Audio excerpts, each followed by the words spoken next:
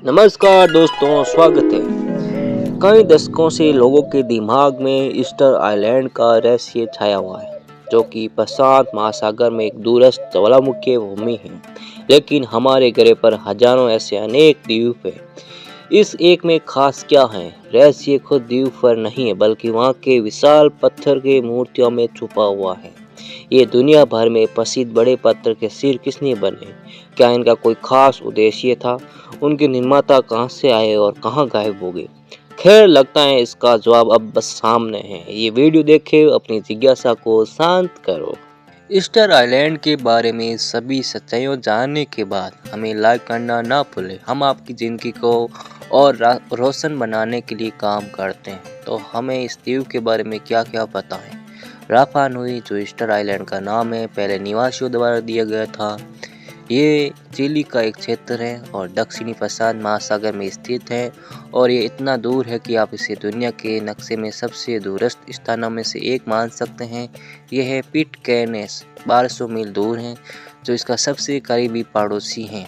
Chilli खुद से 2300 मील पश्चिम में है और वहां पहुंचने के लिए एकमात्र परिवहन एक विमान होता है। अगर तुम इस जगह पर पहुंचना चाहते हो तो तुम्हें सैंटियागो, चिली से ईस्टर आइलैंड के लिए उड़ान में 5 घंटे बिताने होंगे। इस द्वीप का क्षेत्रफल सिर्फ 63 स्क्वायर मील है और इतने छोटे से इलाके में 837 बड़े पत्थर की मूर्तियां हैं। इनके बारे में कुछ दिलचस्प बातें हैं तो तुम्हें शायद नहीं जानते हो। इन मूर्तियों का नाम है मोही और इन्हें 13वीं से 15वीं सदी के बीच कहीं न कहीं तलाशा गया था। राफा नुई मूर्तियाँ उनके अजीब चेहरे की वजह से आसानी से पहचानी जाती है। उनके लंबे नाक और चौड़ी ठुड्डी होते हैं, चौकोर कान, भारी भौहें और गहरे बैठे आंखें। ये काफ़ी अजीब है कि नथुने मछली हुक की तरह मुड़ते हैं। पहले लोगों ने सोचा है कि मूर्तियाँ सिर्फ सिर से बनी हैं, पर हैरानी की बात यह है कि इनमें पूरे शरीर भी जुड़े हुए हैं। ये मई 2012 में खुदाई के दौरान पता चला। शरीर बस जमीन के नीचे छुपे हुए थे। दरअसल ये मूर्तियाँ बहुत ही लंबी हैं। सबसे बड़ी मूर्ति 33 फीट लंबी है और इसका वजन 990 टन है।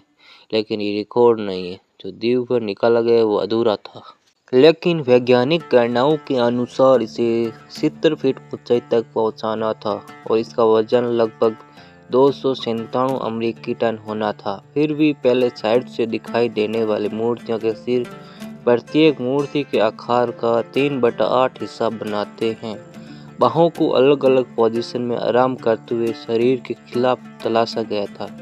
837 में से 834 मूर्तियां एक ऐसे पदार्थ से तलाशी गई जिसे टफ कहा जाता है, जो वास्तव में संकुचित ज्वालामुखी राख है। अजीब बात यह है कि एक समूह को छोड़कर सभी मूर्तियां तट की ओर नहीं बल्कि अंतर्देश की ओर मुड़ी हुई हैं। इसका मतलब है कि उनकी फीट समुद्र की ओर हैं। शायद इसका कारण यह है कि लोग मानते थे कि मूर्तियां गांव वालों की रक्षा करती थी, इसलिए उन्होंने समझौतों को नजरअंदाज कर दिया। इस पैटर्न में नए आने वाली एकमात्र मूर्तियां एक जगह पर पाई जाती हैं। ईवी, जो रापा नुई लोगों के लिए एक पवित्र स्थान है, इस द्वीप पर एक अनोखी मूर्ति है। ये एकमात्र मूर्ति है जो घुटनों के बल बैठी हुई अवस्था में पाई गई थी। इसका नाम तो कोटोरी है। वैज्ञानिकों का मानना है कि ये मूर्ति एक प्राचीन गायक को दर्शाती है और इसकी स्थिति उस स्थिति से मिलती है जो लोग रुई उत्सव में लेते हैं। मूर्ति का सिर काफ़ी ऊंचा उठाया हुआ है और आप इसमें दाढ़ी भी देख सकते हैं, तो आप कोठोरी अन्य मूर्तियों की तुलना में ज़्यादा मानव समान लगती हैं। इसकी छोटी साइज और जिस अजीब सामग्री से ये मूर्तियाँ बनी है, यानी लाहल पूना पुआ पत्थर, यही चीज़ इसे बाकी मूर्तियों से अलग बनाती है। ये सब बातें काफ़ी दिलचस्प है ना? देखते रहिए, अभी कई रहस्य सुलझाने बाकी हैं। लोग हमेशा सोचते हैं कि इतनी भारी मूर्तियां पूरे द्वीप पर कैसे फैली हुई हैं, और जब यूरोपीय लोग 1722 में इस द्वीप पर पहुंचे तो यहाँ एक छोटा सा स्थानीय जनसंख्या मिली जो 1500 से 3000 के बीच थी। ये द्वीप पर मौजूद सैकड़ों मूर्तियों के साथ कैसे मेल खा सकता है? बिल्कुल, कई सारी थ्योरीज थी कि ये मूर्तियाँ कैसे हिलाई गई। सबसे लोकप्रिय थ्योरी में से ये थी कि इन मूर्तियों मूर्तियों को एलियंस ने बनाया और हिलाया। लेकिन अगर आप इस थ्योरी को पसंद करते हैं तो हमें इसे गलत साबित करने के लिए खेद है। ये मूर्तियाँ जिस पत्थर से बनी हुई है खुद इसी द्वीप से लिया गया है, जहाँ ज़्यादातर सामग्री एक लुप्त ज्वालामुखी से आई है जो ईस्टर आइलैंड के उत्तर पूर्व में है, ना कि किसी और ग्रह से। यह है रहस्य कि रापा नुई लोग मूर्तियों को कैसे हिला सकते थे। शोधकर्ताओं को चुनौती दी गई कि वो 80 के दशक में पीछे न हटे। उनमें से कुछ ने एक मूर्ति बनाने का फैसला किया और इसे उधर उधर ले जाने की संभावना जांचने लगी। उन्हें केवल वो औजार इस्तेमाल करने थे जो ऑस्ट्रेलियाई आदिवासियों के लिए उपलब्ध हो सकते थे। ये करना नामुमकिन सा लग रहा था, लेकिन थोड़े समय बाद एक अमेरिकी पुरातत्ववेत्ता ने 10 टन की एक नकल को इधर उधर ले जाने में सफलता पाई। कई दशकों के बाद एक और अमेरिकी वैज्ञानिकों के समूह ने साबित किया कि द्वीपवासी रस्सियां बांध सकते थे और विशाल मूर्तियों को घुमाते हुए चलाकर ले जा सकते थे। उन्होंने अपने सिद्धांत को व्यवहार में साबित किया जब उन्होंने इस तरीके से 300 फीट दूर एक पूरे आकार की नकल को आगे बढ़ाया। दरअसल उनका विचार ये समझाने में मदद करता है कि क्यों रापा नुई की लोक कथाएं कहती हैं कि मूर्तियां जादू की मदद से चल रही थी। ये उस तरीके को समझाता है जिससे मूर्तियों को उनको निर्धारित स्थानों पर पहुंचाया गया। लेकिन बाकी सवाल का क्या? कुछ निवासियों ने इतने भव्य और बड़ी मूर्तियों का निर्माण कैसे किया? हाल ही में एक नया अध्ययन किया गया ताकि ये निर्धारित किया जा सके कि द्वीपों के स्वर्णिम काल में अधिकतम कितने निवासी थे। सभ्यता के नतीजे आए वो काफ़ी अप्रत्याशित थे। पता लगा कि लगभग 17,500 लोग आराम से उस द्वीप पर रह सकते थे। कम से कम 19% जमीन मीठे आलू के खेतों से भरी जा सकती थी, जो कि आबादी के लिए मुख्य भोजन का स्रोत था। इसके अलावा द्वीपवासी काफ़ी सारे समुद्री भोजन और मछलियाँ भी खाते थे। ये आंकड़े जानकर आप देख सकते हैं कि वहाँ इतनी संख्या में लोग थे कि वो पत्थर की कारीगरी कर सके। लेकिन उनके साथ क्या हो, वो गायब क्यों हो गए?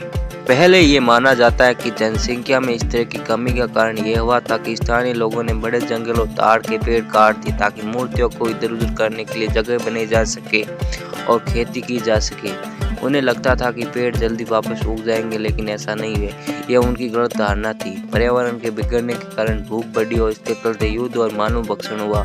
हालांकि आज इस सिद्धांत को गलत साबित किया जा चुका है। सबसे पहले रापा नुई के निवासी बहुत ही प्रतिभाशाली लगते थे। कृषि इंजीनियरों ने जानबूझकर खेतों में ज्वालामुखी पत्थर का खाद डाला। इसके अलावा एक और रिसर्च ने दिखाया कि लोग इस द्वीप पर कई सदियों से रह रहे थे और जनसंख्या तब की घटने लगी जब यूरोपीय लोग यहाँ आने लगे।